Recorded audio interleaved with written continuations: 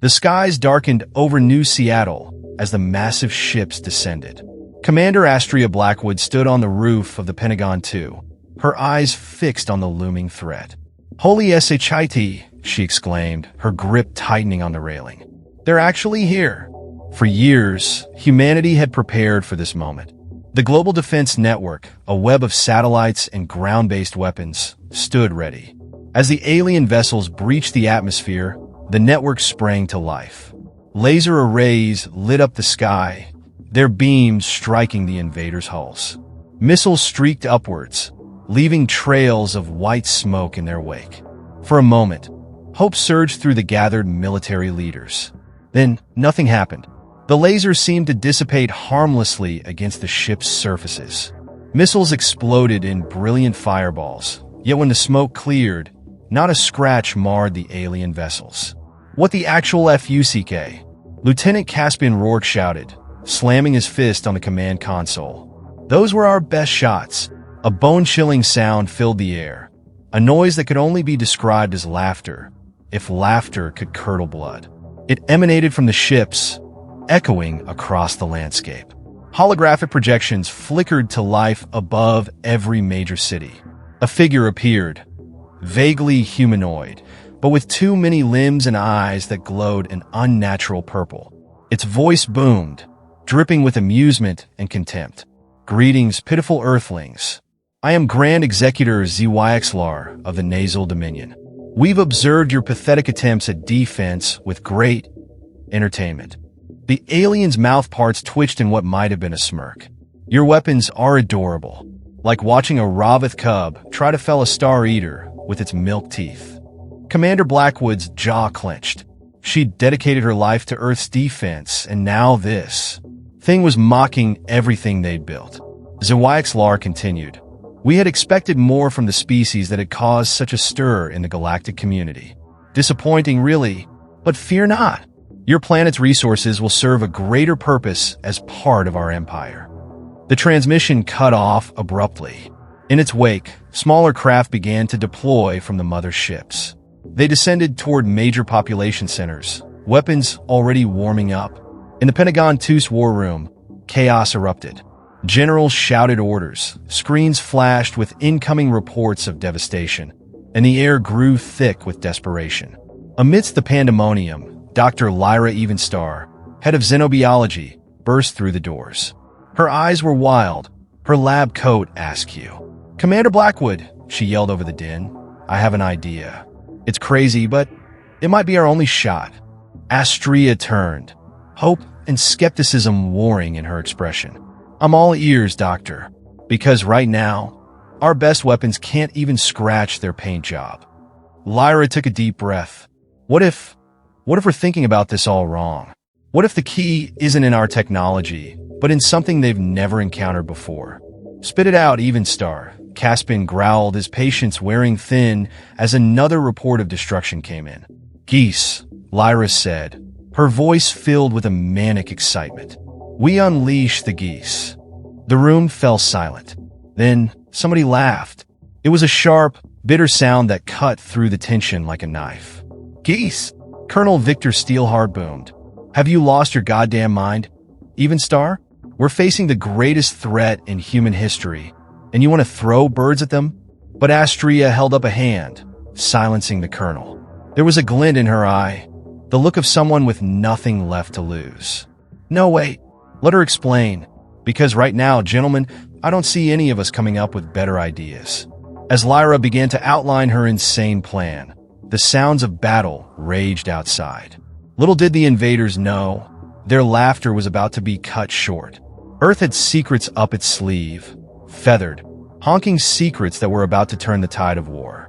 Dr. Lyra Evenstar stood before the hastily assembled war council, her wild mane of copper hair a stark contrast to the austere uniforms surrounding her. She took a deep breath, steeling herself for the ridicule she knew was coming. "All right, Doctor," Commander Astria Blackwood said, her voice tinged with equal parts desperation and curiosity. "Explain to us how geese are going to save humanity." Lyra's eyes gleamed with a manic intensity. "It's not just geese, Commander. It's about weaponizing the unpredictability and sheer chaotic energy of Earth's wildlife. She tapped a few keys on her tablet, and a holographic display sprang to life in the center of the room. Images of geese in various states of aggression flashed by, along with diagrams of their anatomy. These creatures, Lyra continued, are the perfect biological weapon. They're aggressive, territorial, and completely immune to reason or logic. Our weapons can't penetrate the alien shields. But what about a creature that doesn't care about shields? Colonel Victor Stillart scoffed. This is ridiculous. You expect us to believe that birds dash. Not just birds. Lyra interrupted, her voice rising. Geese are just the beginning. Think about it. The aliens have no frame of reference for Earth's ecosystems. They've likely sterilized and homogenized every world they've conquered. But Earth is chaos incarnate. Lieutenant Caspian Rourke leaned forward, a glimmer of hope in his eyes. Go on, Doctor. What exactly are you proposing? Lyra's fingers danced across her tablet. New images appeared, blueprints for what looked like bizarre, avian-inspired battle armor. We create a special force, she explained, her words tumbling out in an excited rush. Soldiers paired with geese, trained to work in tandem. The geese, with their natural aggression and ability to fly, can bypass alien defenses. Meanwhile, our troops can exploit the confusion and disarray they cause. The room erupted in a cacophony of voices. Some military leaders laughed outright, while others argued vehemently against the absurdity of the plan. Commander Blackwood slammed her fist on the table. Enough! The room fell silent. She turned to Lyra, her expression unreadable. Dr. Evenstar, this plan is unconventional, to say the least. But conventional hasn't worked for us so far. How quickly can you get this Goose force operational? Lyra's eyes widened. She hadn't expected to be taken seriously so quickly. With emergency protocols and round-the-clock work? 2 weeks for a prototype unit. Astria nodded grimly. You have one. Make it happen. As the meeting adjourned, the air thick with a mixture of skepticism and desperate hope, Lyra felt a hand on her shoulder. She turned to see Lieutenant Rourke, his expression a mix of amusement and determination. So, Doc, he said with a wry smile, where do we start our Goose Boot Camp? The next few days were a blur of activity. Military bases were converted into makeshift aviaries. Soldiers who had trained their entire lives with high-tech weaponry now found themselves wrangling angry waterfowl. Lyra worked tirelessly, refining her designs for the Anserine assault armor, a lightweight exosuit that would allow a soldier to work in tandem with their feathered partner. The first prototypes were less than successful. God damn it! Private First Class Zara Quicksilver Chun yelled as her goose, affectionately named Hellbeast, dragged her across the training field. I thought we were supposed to be controlling them. Dr. Evenstar winced as she watched the chaos unfold. Soldiers were being pecked, bitten, and generally harassed by their avian counterparts. It was a far cry from the elite fighting force she had envisioned. But then, slowly, something began to change. The soldiers who approached the geese with respect and a gentle hand started to form bonds. The birds, for all their orneriness, seemed to sense the gravity of the situation. On the 5th day of training, a breakthrough came. During a simulated alien encounter, Private Chun and Hellbeast moved in perfect synchronization. The goose darted forward, causing the alien, a very unfortunate private in a green morph suit, to stumble backward. Chun seized the opportunity, using her exosuit's enhanced strength to subdue the target. A cheer went up from the assembled troops. Lyra felt tears prick at the corners of her eyes. It was working. It was actually working. As the first week drew to a close, reports from the front lines grew increasingly dire. The aliens had established footholds in major cities across the globe. Conventional forces were being pushed back on all fronts. In a private meeting with Commander Blackwood, Lyra voiced her concerns. We're making progress, but it's not fast enough. We need more time. Astria's face was drawn, dark circles under her eyes betraying her exhaustion. Time is the one thing we don't have, Doctor. Your Goose Squadron deploys in 48 hours, ready or not. As Lyra left the command center, Her mind racing with last-minute adjustments and training regimens, she caught sight of the night sky. Through gaps in the cloud cover, she could see the looming shapes of the alien ships.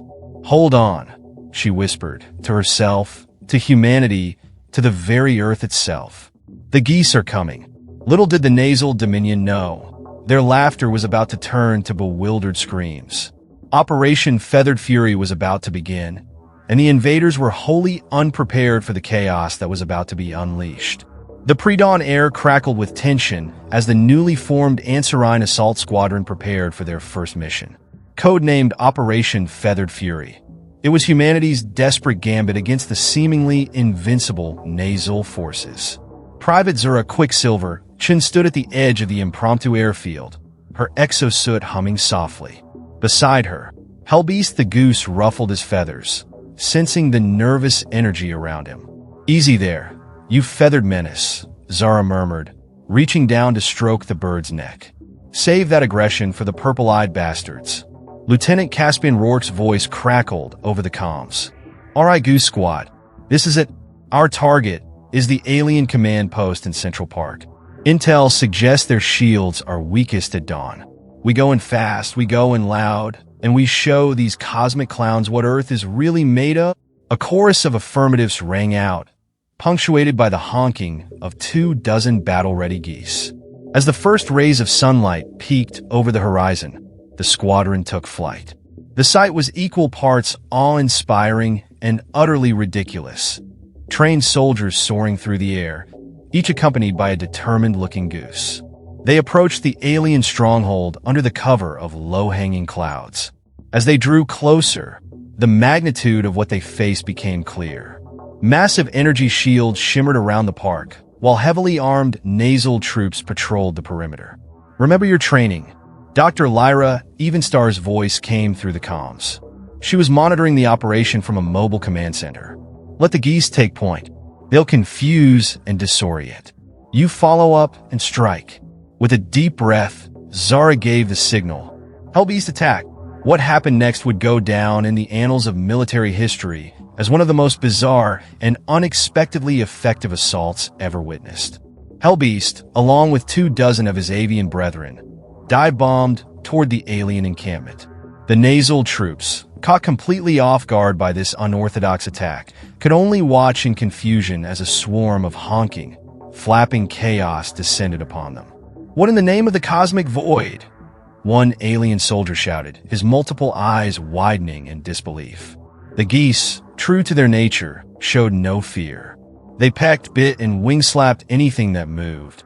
Alien energy weapons, designed to track and target conventional threats, proved useless against the erratic movements of the enraged waterfowl.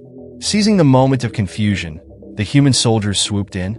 Zara landed next to a particularly large nasal warrior who was frantically trying to swat away 3 geese that were taking turns dive-bombing his head.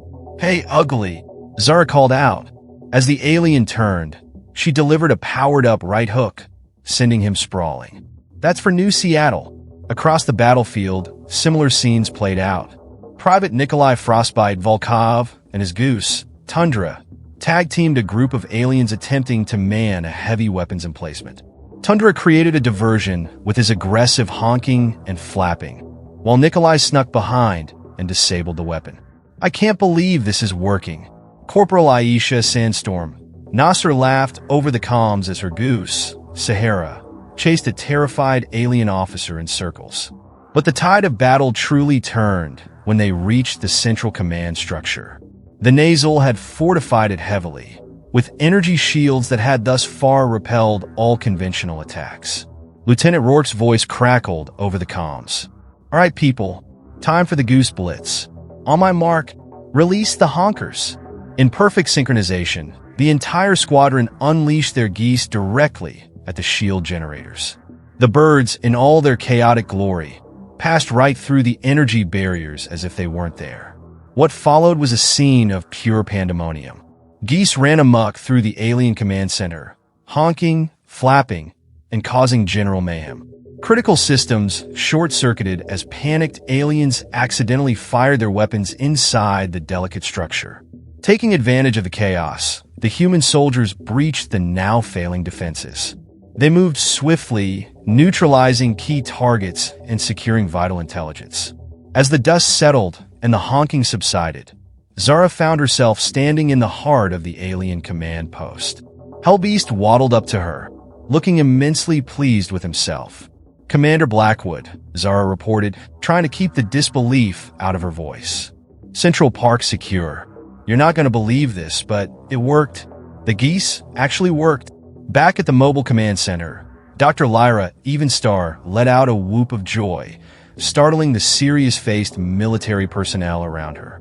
Commander Astria Blackwood allowed herself a small smile. "Well done, Goose Squad." Astria's voice came through, tinged with a mix of relief and lingering incredulity. "Return to base for debrief. And give those birds whatever they want. They've earned it." As the squadron prepared to head back, reports started flooding in from around the globe. The news of Operation Feathered Fury's success had spread like wildfire, inspiring similar unconventional tactics worldwide. In Tokyo, a team had weaponized a swarm of robotic Roombas to wreak havoc on alien supply lines. In Rio de Janeiro, trained capybaras were causing inexplicable terror among the nasal ground forces. And in Australia, well, the less said about what they did with the emus, the better. As they flew back to base, Zara looked down at Hellbeast, who was contentedly preening his feathers. "You did good, you honking menace," she said softly. "You did good." The battle was far from over, but for the first time since the invasion began, humanity had hope. And it had come in the most unexpected of packages, angry, feathered, and ready to take on the universe. In the weeks following Operation Feathered Fury's unexpected success, Earth's military strategists embraced the chaos. What had started as a desperate gambit had evolved into a full-fledged doctrine, the Terrestrial Unpredictability Tactical System, or TUTS for short. Commander Astria Blackwood stood before a wall of screens in the Pentagon II, each displaying a different theater of the global counteroffensive. "I never thought I'd say this," she mused, "but I need more reports on our goose-to-alien ratio." Lieutenant Caspian Rourke couldn't suppress a grin. "Who would have thought, Commander? We're pushing them back with birds and Roombas." Dr. Lyra Evenstar burst into the room, her hair even wilder than usual. "Commander, you need to see this." She tapped furiously on her tablet, bringing up a new feed on the main screen. The footage showed a nasal dreadnought hovering over the ruins of Chicago. Suddenly, a swarm of small, dark shapes emerged from the city below. As the camera zoomed in, Astria's jaw dropped. "Are those pigeons?"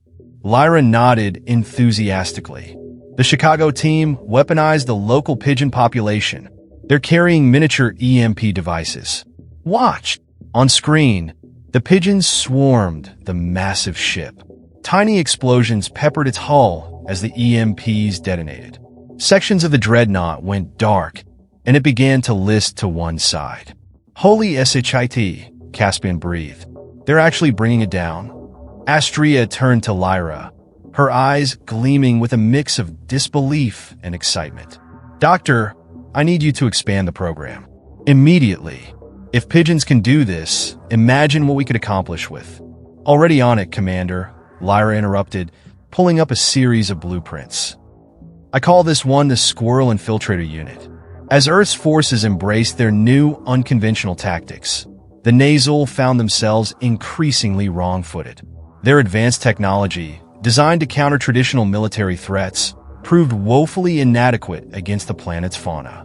In orbit, Grand Executor ZYXLR raged at his subordinates. How are we losing to creatures that don't even have opposable thumbs?" A nervous underling approached, his multiple limbs trembling. "Great One, we've intercepted transmissions about their next offensive. They're calling it Operation Honk Honk." ZYXLR's eye stalks twitched in confusion. What in the cosmic void does that even mean? He would soon find out. On the ground, Private Zura Quicksilver Chun led the charge in what was to be the largest coordinated goose assault yet attempted. She and Hellbeast had become something of a legend among the troops, their synergy unmatched. "All right, you feathered terrors," Zara addressed the assembled goose squadrons. Today, we take back New York. Remember, aim for the eyes. All of their eyes. As dawn broke over the battered skyline of Manhattan, the air filled with a cacophony of honks. Thousands of geese, each paired with a human operator in exo-armor, descended upon the alien-held city. The nasal troops, still reeling from their previous encounters, broke into panicked chaos at the sight. Energy weapons fired wildly, more often hitting their own forces than the agile birds. Zara and Helbeast spearheaded the assault on the alien headquarters in what was once Grand Central Station. As they burst through the ornate windows, Zara couldn't help but quip, "Sorry we're late for our train." Traffic was murder. Helbeast, sensing his cue, let out an ear-splitting honk and charged at the nearest alien commander. Across the globe, similar scenes played out. In London, Corgi-mounted cavalry units harassed alien supply lines. The beaches of Rio saw capybaras and soldiers working in tandem to overrun coastal fortifications. And in the Australian outback, while the emus were winning the war single-handedly. Back in the Pentagon too, Commander Blackwood watched the global map light up with victory after victory. "I can't believe I'm saying this," she muttered, "but get me a direct line to the Australian Emu Command. We need to coordinate our next move." As the day wore on, it became clear that the tide had truly turned. The once mighty nasal forces were in full retreat, their ships frantically trying to break orbit. In New York, Zara stood atop the reclaimed Empire State Building, Helbeast perched proudly beside her. She watched as the last alien ships disappeared into the clouds, trailing smoke and the occasional angry goose. "We did it, you bad-tempered ball of feathers," she said, giving Helbeast a gentle pat. "We actually did it." The goose replied with a soft honk, which Zara chose to interpret as agreement. As the sun set on a world forever changed, humanity began to realize the full extent of their victory. They had not only repelled an alien invasion, but had done so in a way that had fundamentally altered their understanding of warfare, ecology, and their place in the cosmos. In orbit, the last nasal command ship prepared to jump to hyperspace. Grand Executor Zwyxlar, his pride in tatters, gave one final order. "Mark this system as extremely hazardous. Note in the galactic records, Earth's dominant species is not the bipeds. It's everything else." As the ship vanished in a flash of light, Earth celebrated. But for Zura, Lyra, and the others who had been at the forefront of this strange conflict, a new question arose. Now that humanity knew its true strength lay in embracing the chaotic nature of their world, what would that mean for their future among the stars? The answer, like so much else in this new era, remained unpredictable. But one thing was certain: the universe would never look at Earth, or its geese, the same way again. The war-torn streets of Paris echoed with an unusual sound, the synchronized honking of 1,000 geese. At the head of this avian army stood Dr. Lyra Evenstar, her wild hair now streaked with gray, a testament to the grueling months of conflict. "This is it, my feathered friends," she addressed the assembled birds and soldiers. "The last nasal stronghold on Earth. Let's show them the full fury of nature." As if on cue, the Eiffel Tower, now a grotesque amalgamation of alien tech and Earth's iconic landmark, lit up with pulsating energy. The final stand of the invaders was about to begin. Commander Astria Blackwood's voice crackled over the comms. "All units, be advised. Our orbital scans show they've adapted some of their shields. Standard goose tactics may not be enough this time." Lyra's eyes glinted with manic excitement. "Oh, they think they figured us out? Time to introduce Plan B. Zura, you're up." "Private. Now Colonel." Zura Quicksilver Chin stepped forward, Helbeast at her side. But this time, they weren't alone. Perched on her shoulder was a small, unassuming gray squirrel. "Meet Nutkin," Zara grinned, scratching the rodent under its chin. "The latest graduate from our squirrel infiltrator program. Those new shields? They're about to meet their match." As the assault began, the familiar chaos of geese filled the air. Nasal troops, their movements now almost comically cautious, fired at every honk and flap. But this time, their adapted shields held. For a moment, It seemed the aliens had finally gained the upper hand. Then, Zara gave the signal. Nutkin, it's showtime. The squirrel leapt from her shoulder, scampering at impossible speeds towards the Eiffel Tower. Other squirrels emerged from hiding places all over the city, converging on the alien stronghold. The nasal, so focused on the aerial threat, never saw the ground assault coming. Nutkin and his squad slipped through microscopic gaps in the shields, their tiny paws carrying specialized disruptors designed by Dr. Evenstar. Inside the tower, all hell broke loose. Alarms blared as system after system went haywire. Alien commanders frantically tried to swat away the lightning-fast squirrels, only to find their own weapons offline. Now! Lyra shouted into her comm. All units, full assault. What followed was a symphony of chaos that would have made any classical conductor weep with joy. Geese dive-bombed through failing shields, their honks deafening in the enclosed spaces. Squirrels darted between legs and over consoles, causing short circuits and general mayhem. And through it all, Earth's soldiers pressed their advantage. Zara and Hellbeast fought their way to the control room, where the last nasal commander made his stand. The alien, twice Zara's size, brandished a crackling energy sword. You think your primitive creatures can defeat the might of the Dominion? He roared. Zara smirked, dropping into a fighting stance. Nah, big guy. We know they can. Hellbeast now! The goose, with timing honed over countless battles, flew directly at the alien's face. As the commander swatted wildly, Zara closed the distance, her exosuit amplifying her strike. The alien went down hard, his sword clattering to the ground. That, Zara said, standing over her fallen foe, was for every world you've ever terrorized. As the last pockets of resistance were mopped up, Commander Blackwood's voice came through once more, thick with emotion. All units, it's over. Earth is free. Cheers erupted across the city, across the world. Soldiers embraced their animal companions, the unlikely heroes of this strangest of wars. In the aftermath, as humanity began the long process of rebuilding, things would never be quite the same.